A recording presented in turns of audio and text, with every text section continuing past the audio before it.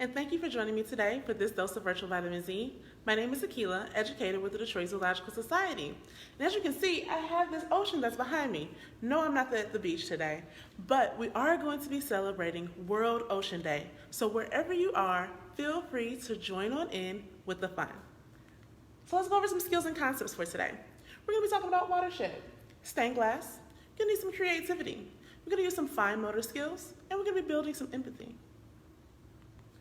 Vocabulary we're going to use today are watershed and aquatic animals. So let's talk a little bit about a watershed.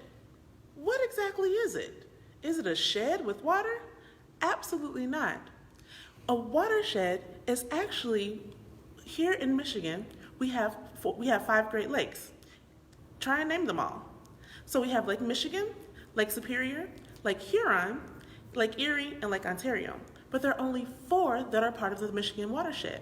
That's going to be Superior, Huron, Erie, and Michigan.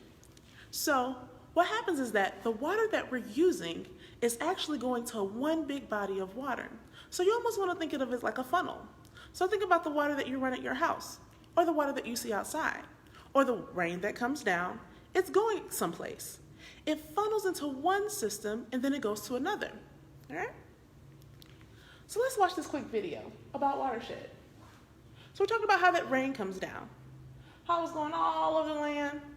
It's helping the animals that are there, the birds that are flying, the ducks that are in that pond, the streams, and the playgrounds that's going to be in our communities, our homes,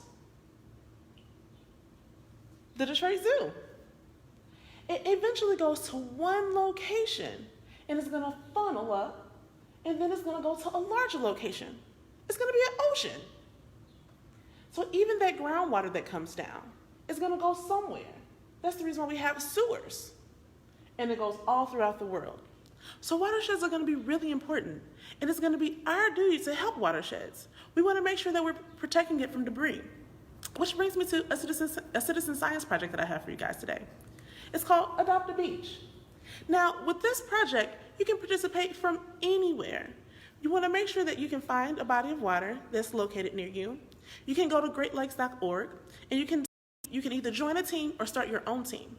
And you can make sure that you're clearing the debris from a specific body of water. And not only that, you get to actually calculate some of the data that you're collecting. So not only you're collecting trash, but you're being an actual scientist.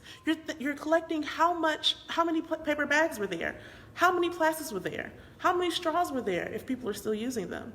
You're going to document that data, and that information goes to a body of scientists. And what those scientists do, they kind of get together, they decide what exactly should we be doing to help protect the watersheds in the area and help protect the Great Lakes.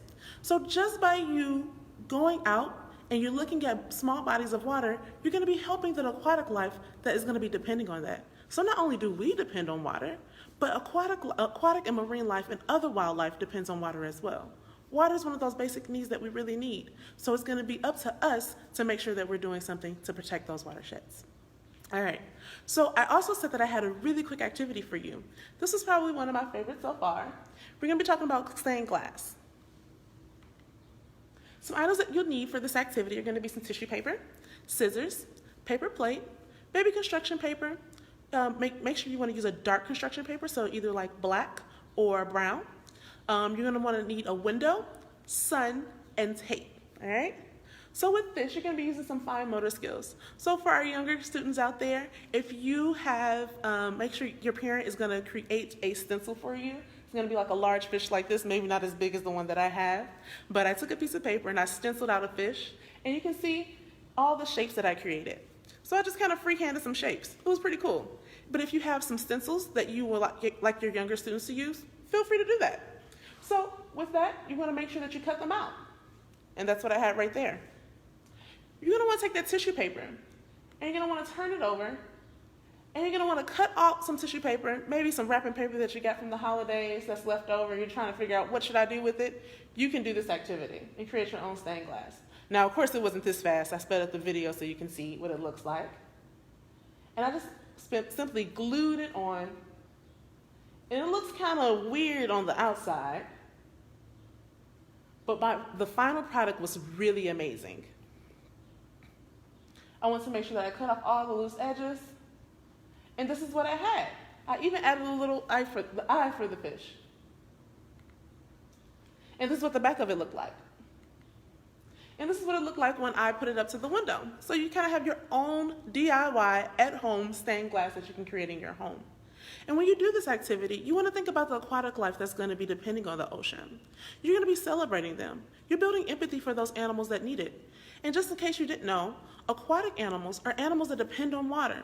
So at the Detroit Zoo, animals that live in the water, that depend on the water, are going to be our seals, our polar bears, our penguins. We have a lot of animals that are going to be depending on water, but specifically some of those that live in the water all the time. All right, so just to review really quickly, celebrated World Ocean Day. I hope that you had a great time with me. We talked a little bit about Watershed, stained glass. You used some of your creativity skills. Use those fine motor skills when you were either cutting things out or when you were trying to draw some of those shapes. You're building empathy because you're thinking about the animals that are depending on the water, that are at the watersheds, like at the Great Lakes. So I would like to say thank you again for joining me for today for this dose of virtual vitamin C. Make sure you be well, take care of yourselves, and we see you soon.